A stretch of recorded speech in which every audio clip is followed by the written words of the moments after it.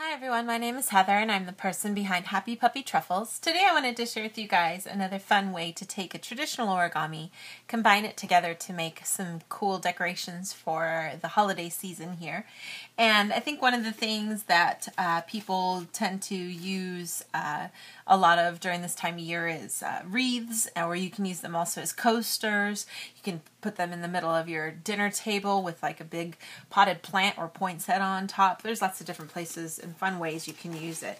And I wanted to share with you guys this kind of a pattern here. It's just sort of a fun little simple wreath shape, and it's actually made using little tiny origami dogs. And you just put these together and create a little wreath that you can use. Then, depending on the size of paper you use, you can obviously make it the size of a wreath, decorate with other origami pieces if you want, or you can make it smaller like this and create something simple that you can use, like I said, like as a coaster or something. This is some paper I actually did for the holidays last year. I'll have a link to that website again if you guys want to be checking some of that out. But I thought I'd just show you guys today really quick how to fold the dog, of course, and then how to put everything together.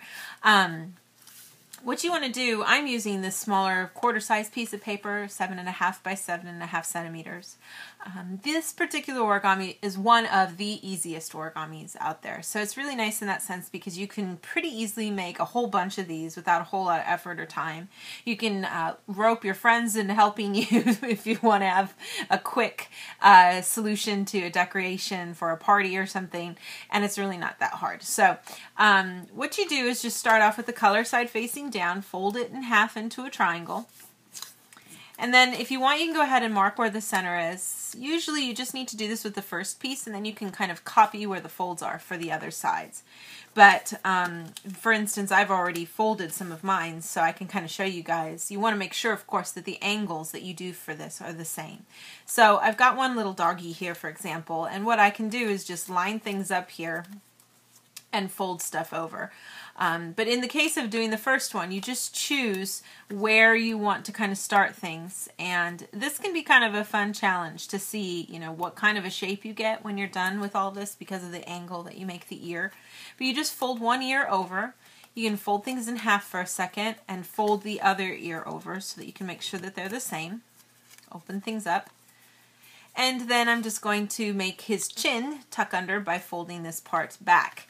And this part doesn't necessarily affect things so much. It just depends on the shaping that you get on the edge. But we're just going to have the little doggies facing like this, and they're just going to go around in a circle like this around everything.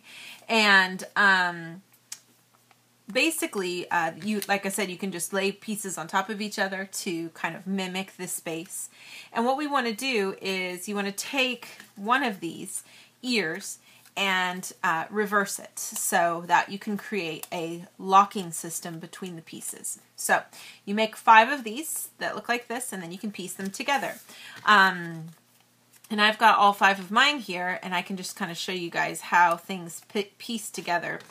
And like I said, each time you do this, it might come with a little slightly different result. It's not, you know, exactly scientifically accurate of the way things are going to piece together. But if you've got stuff kind of put together like this, and you just hook on these ears, you do need a bit of glue if you really want things to stay together nicely, of course. But you can kind of see here, I'll go around just to show you guys before I use the glue. But you should be able to get these pieces to kind of come around and together, and it'll give you this little tiny pentagon in the middle.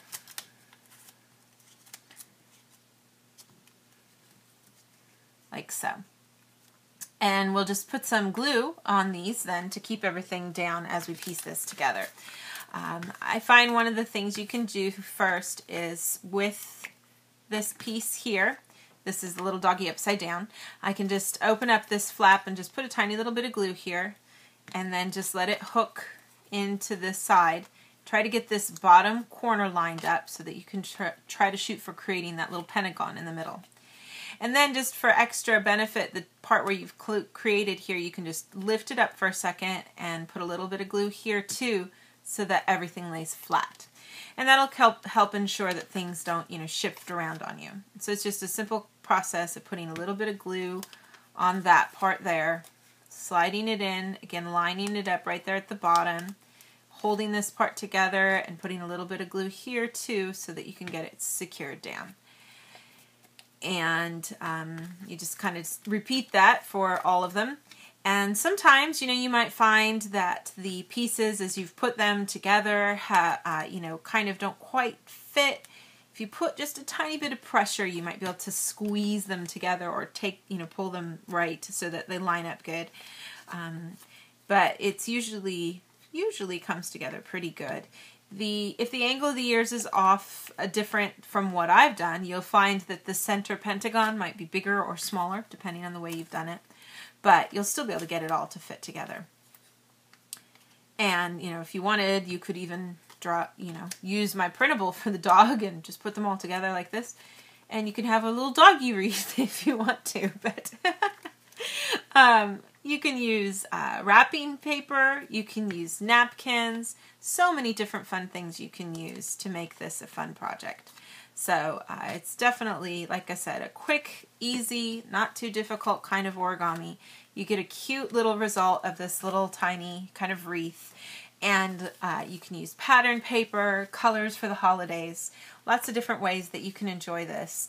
And I'm going to have a lot more fun projects to share with you guys as we gear up for the holidays. So come back for those. Thanks again, always so much for watching, and I'll see y'all next time. Bye.